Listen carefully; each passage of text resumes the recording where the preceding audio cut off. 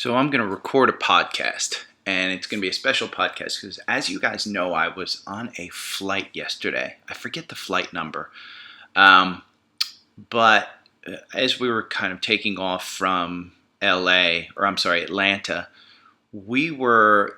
So I was on the left side of the plane, next to the window, right over the wing in row 29, and I like the window seat because I just fall asleep. I mean, that's it. I just fall asleep.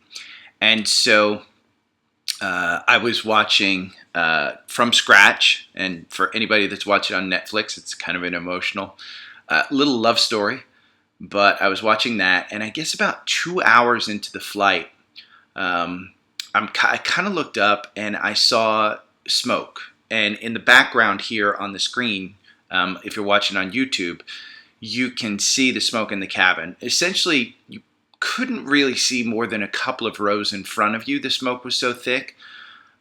People were screaming. People were crying. There was a lot of confusion. The flight attendants were fantastic. I can't say how great they were.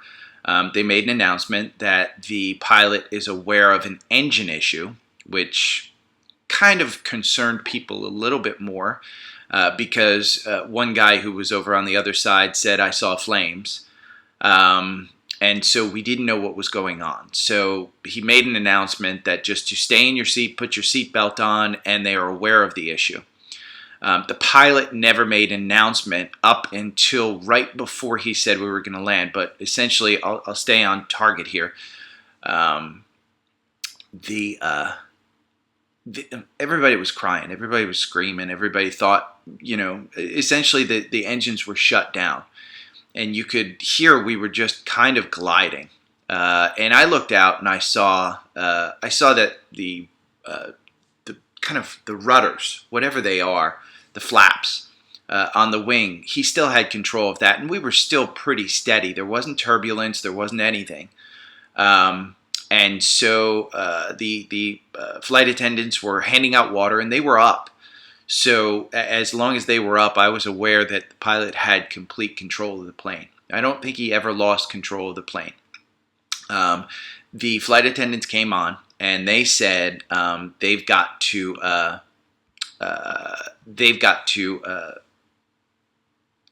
keep the captain. The captain's going over a checklist. And so that was the only information we had, was that the captain was going over a checklist. We still didn't know what was wrong. They told us they didn't drop the oxygen mask, which I probably thought they should have, because we didn't know. I guess the pilot knew that the flames were out, and I'll get to that, what they were. But the screaming and crying, people definitely thought that this was the end. We were at 50,000 feet, 35,000 feet. The pilot or Delta could tell you best, but essentially, yeah, it was harrowing at best.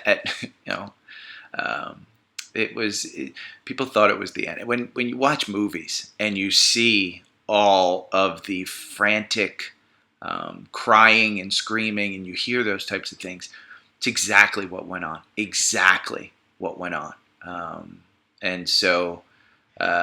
Essentially what happened after the stewardess and the flight attendants handed out waters and tried to keep people calm, and they were completely calm. I guess it was about 15 minutes. I was timing it, and I could see it was strange to me that they wouldn't make an announcement. I kind of felt okay after I saw the flaps move. And there were no engine sounds, so I knew the engines were off, and I knew something catastrophic had happened. The pilot came on and said, "We lost oil pressure, and the right engine." Now, I was on the left side, so I couldn't see the engine that went out. The right engine lost all power. So he only had the left engine. But he didn't want to start it, I don't think, because I don't know. I mean, I don't know enough about planes. I'm not going to assume anything. But he said, "We will be making an emergency landing in Albuquerque in about 15 minutes. I timed it. I think it was about 25 minutes between that announcement and actually getting down. People were still nervous. I guess is the best way to say. People were crying. People were still kind of freaking out a little bit. When we got on the ground, everybody clapped. Everybody was happy. Everybody was excited. They had the fire trucks meet us. We didn't have to go down the slides. Obviously, there wasn't that big of a deal. It was a very smooth landing. The pilot did a great job. As I got off the plane, there was a pilot who was deadheading, who was just going home. He had been flying to Tokyo, and he told me he was on the right side of the plane, so he saw everything. And essentially, what happened was there must have been a bearing that came off or lost, and the engine lost all its oil. And so the smoke that you saw was in the cabin was from the engine because it had no oil. So I think that's everything. I mean, it wasn't super crazy. Everybody was happy to get on the ground. I thought Delta was the staff at Albuquerque were not ready for this. The airport is rather small, so they did a great job. Everybody at Delta did a great job. They sent me and I'm going to talk to them about this because a $700 ticket and you have this experience deserves a little bit more than $150. Hey, here's $150 flight credit. We were delayed significantly. There were flights that went out after we landed to LA, and I think the flight that we got out to LA, I think we left at 8 o'clock Albuquerque time. I think I got in the car. I got to the hotel here at about 10:30. So, but that's the whole story. That's it. People were freaked out. Yeah, and when I watch disaster movies now, I'll completely understand the terror. Actors do that justice. And you know, it's funny because my friends all texted me, "Did you get any pictures? Did you get any photos?" And I didn't. I got some photos after we landed. I got some no video from inside. You'll see if you just Google it up in the thing that's an NBC News report. You can see some of the smoke. I don't think anybody got the height of the smoke because, again, that first part where the smoke really started filling in, it took all of maybe 5 seconds to where I couldn't see more than a couple of rows in front of me. And that was gone fairly quickly. But that, you know, again, when you watch disaster movies, that's what happened. What was interesting to me was everybody wound up just getting back on the plane.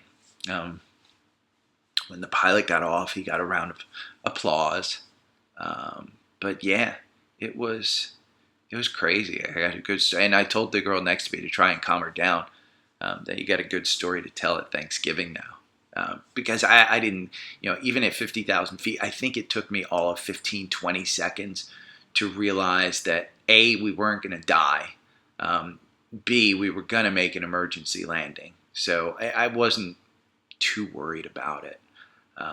And that's not to say it wasn't nerve-wracking. It was absolutely nerve-wracking. And when you're 50,000 feet in the air, you know, say you're in a car and you get a flat tire on the freeway.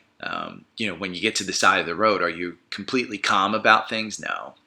So it's the best thing I can tell you. It's going to be a short podcast. I'll do another podcast about stock picks, but I wanted to do this one because I have had reporters asking me for interviews and things. But yeah, Delta did a great job. I think their flight crew, tremendous. They kept everybody calm. So I'm a little jet lagged. I got in late, didn't sleep very well. So listen to the podcast. I'll have more if you want more. If you have any questions, hit me up. All of my stuff is in the link tree below. Okay, take care.